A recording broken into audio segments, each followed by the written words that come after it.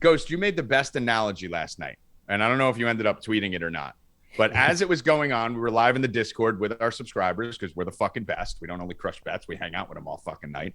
And we're in there, and Ghost says to me, this reminds me of the scene from Batman.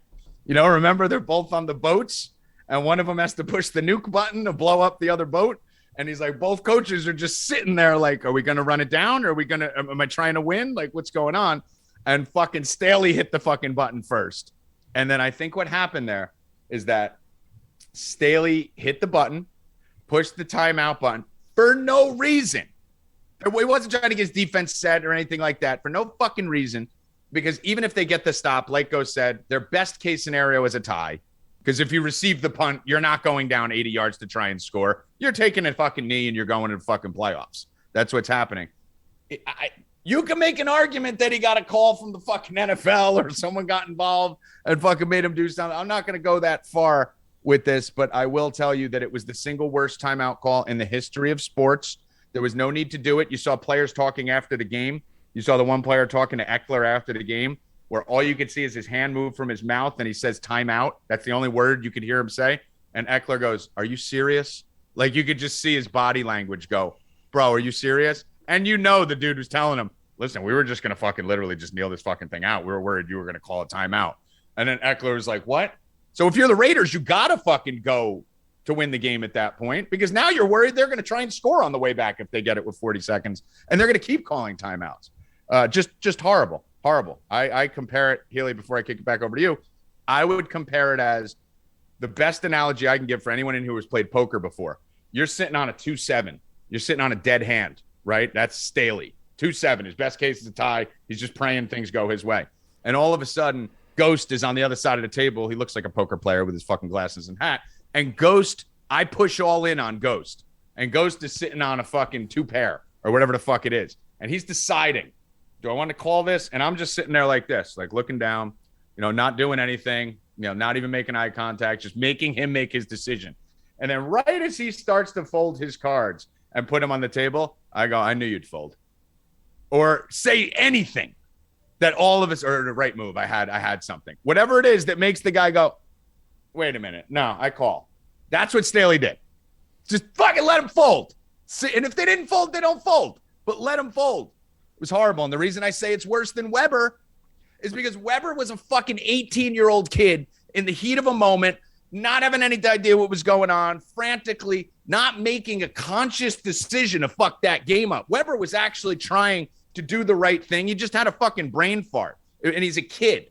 So it was an accident. Staley intentionally stopped what the whole world was on pins and needles watching this game going, don't call timeout, don't call timeout. And then he did it as a grown-ass man making a conscious decision. So this was way worse than Chris Webber. The outcome may not have been worse because Weber's was in a national championship game, but the act itself was worse than Weber. Keely. Yeah, I mean, I tend to agree with you. Like I mentioned, I think it's a fireable offense. It was just such an untimely and unnecessary timeout from everything that I've seen. I don't know if there's additional information we're missing. I'm assuming not, but it was just a bonehead call. The information we're missing in the chat seems to be that Eckler was childhood friends with the Raiders player, apparently. That's what we just got from Hark in the chat. I mean, it was, Evan, what did you think as you were watching it? Fucking obviously probably not with the money that was on the line for, every one of us that was fucking watching this thing the whole entire time. But what was your take? I just don't know why you would call a timeout in that situation. We've been talking about it for 10 minutes already, but why would you stop and then give them momentum and time to think about, well, maybe we do actually want to win this game. Maybe we don't want to play Kansas City in the next round. Let's just kick the field goal. And then Josh Jacob runs for fucking 10 yards and then gives them an easier field goal. It makes no sense to me. I know we're talking in circles here, but I mean, what was that? The whole point of it, and Ghost, I'll kick right to you. The thing that Ghost said, why would you call the timeout with 5 seconds left? That makes no sense. You wouldn't do that under any circumstance. So if you were planning on calling timeouts, you should have called it at a minute 10 when that play started, not when 30 seconds fucking ran off that fucking clock already. You should have called it at the beginning if that was the case. What, did you realize your defense was tired 35 seconds into the play clock? No, it's a fucking lie. You should have called it right the tape, away. Rewatching the tape, he calls timeout right after Oakland gets set and they show their formation. Yes. But it still doesn't make sense. You let them run that play. They're running just to get an extra yard or two. Just run the play, maybe get the first down.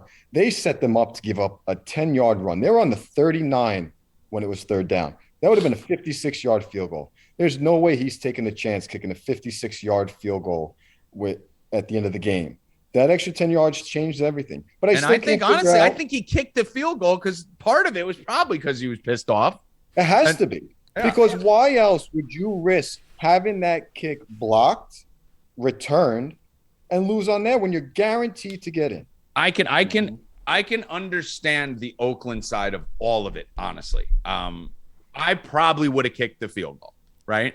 Because the odds when you get into analytics now and you get into the math, which I do love, I just don't like the way they're using it in the NFL. You're probably looking at a fucking 1 out of every 100 kicks is blocked, right? Or maybe 1 out of every 80. And then, 1 out of every 100 of those is actually returned for a touchdown.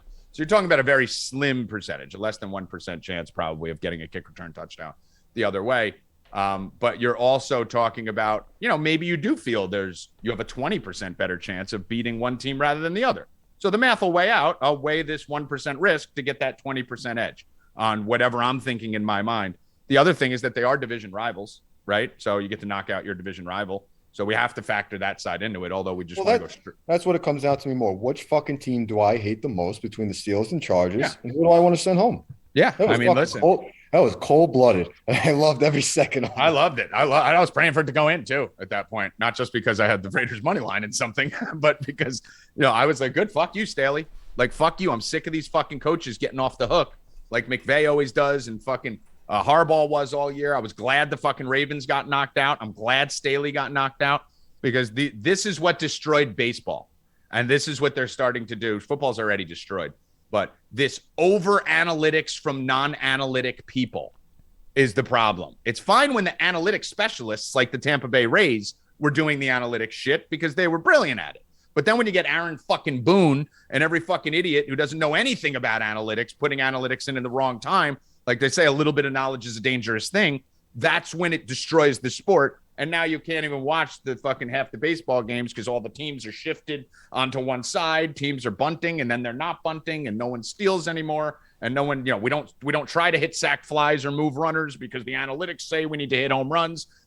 But meanwhile, all the teams that keep winning the championships and making it far are the teams that are basically doing the little things, the Giants and teams like that who shouldn't even be there, shouldn't even be in the playoffs with their talent base. And that's what they're doing in the NFL. So I'm glad to see these guys losing so that it doesn't form a wave. But any final words on this Chargers situation before we move to something else?